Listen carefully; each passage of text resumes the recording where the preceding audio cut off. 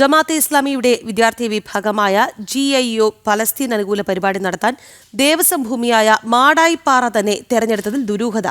രാഷ്ട്രീയ പരിപാടികൾ നടത്താൻ നിരവധി സ്ഥലങ്ങൾ ഉണ്ടായിട്ടും ക്ഷേത്രഭൂമിയായ മാടായിപ്പാറ തന്നെ തെരഞ്ഞെടുത്തതിൽ ദുരൂഹത വർദ്ധിക്കുകയാണ്. ഇത് മനഃപൂർവ്വം സംഘർഷമുണ്ടാക്കാനുള്ള ശ്രമത്തിന്റെ ഭാഗമായിട്ടാണ് എന്ന വിമർശനവുമായി BJP രംഗത്തെത്തുകയും ചെയ്തു.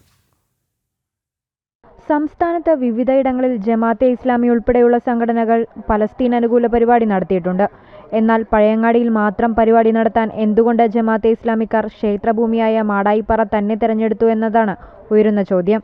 ക്ഷേത്രഭൂമിയിൽ ജിഹാദ് എന്ന ബോർഡും പിടിച്ച് അതിക്രമിച്ചു കയറി പരിപാടി നടത്തിയതിന് പിന്നിൽ ഗൂഢ ഉദ്ദേശമുണ്ടെന്നാണ് വിമർശനം. മാത്രമല്ല, രണ്ട് വിഭാഗങ്ങൾക്കിടയിൽ സംഘർഷമുണ്ടാക്കാനുള്ള മനഃപൂർവ്വമുള്ള ശ്രമത്തിന്റെ ഭാഗമാണിതെന്ന ആരോപണവും ഉയരുന്നുണ്ട്. അതിന് തിരഞ്ഞെടുത്തതോ തിരുവോണ ദിവസവും. തിരുവർക്കാട്ട് ദേവസ്വത്തിന്റെയും മാടായി വടുകുന്ത ക്ഷേത്രത്തിന്റെയും അധീനതയിലുള്ള മാടായിപ്പാറയിൽ തിരുവോണ ദിവസം ജമാഅത്തെ ഇസ്ലാമിയുടെ നിയന്ത്രണത്തിലുള്ള ഗേൾസ് ഇസ്ലാമിക് ഓർഗനൈസേഷന്റെ വനിതകൾ ഇന്ത്യ വിരുദ്ധ മുദ്രാവാക്യങ്ങൾ ഉയർത്തിയ സംഭവം മനുഷ്യ മനസാക്ഷിയെ ഏറെ ഞെട്ടിപ്പിക്കുന്നതാണ്.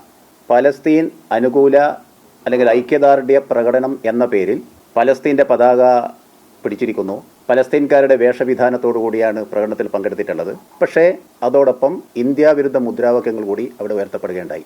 ആ മാടായിപ്പാറയിൽ തകർക്കാൻ വേണ്ടി ജിഹാദികൾ നടത്തിയ നീക്കമായിട്ടാണ് നാം ഇതിനെ കാണുന്നത്.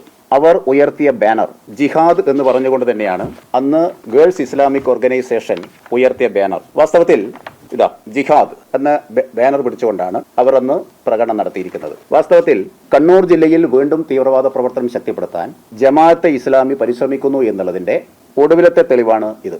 അതേസമയം ദേവസ്വം ഭൂമിയിലെ ജമാഅത്തെ ഇസ്ലാമിയുടെ കടന്നുകയറ്റത്തിനെതിരെ പ്രതിഷേധം ശക്തമാകുന്നുണ്ട്. സമൂഹത്തിൽ സ്പർദ്ധയുണ്ടാക്കാനുള്ള ഇത്തരം നീക്കങ്ങൾ വകവെച്ചു കൊടുക്കാൻ ആകില്ലെന്നാണ് BJP ഉൾപ്പെടെ മുന്നോട്ട് വയ്ക്കുന്ന നിലപാട്. ജനം, കണ്ണൂർ.